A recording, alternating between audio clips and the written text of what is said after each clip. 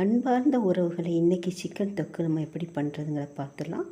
இது கூட முருங்கைக்காயும் குடமிளகாயும் போட்ட கூட்டு ஒன்று பார்த்துடலாம். இந்த சிக்கன் தொக்குக்கு 2 பல்லாரி வெங்காயம், 2 தக்காளி, கொஞ்சமாக தேங்காய், அப்புறம் ரம்பலை, பட்டை, கிராம்பு, ஏலக்காய்.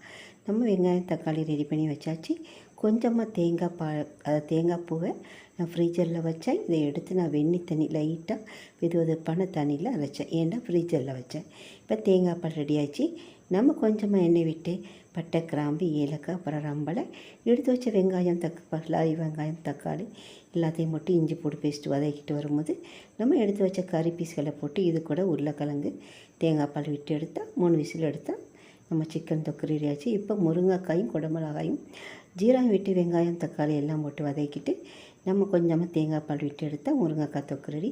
இப்போ சுட சுட ஆவி பறக்கிற சோத்து கூட இந்த சிக்கனை வச்சு முருங்கைக்காய் தொக்கு கூட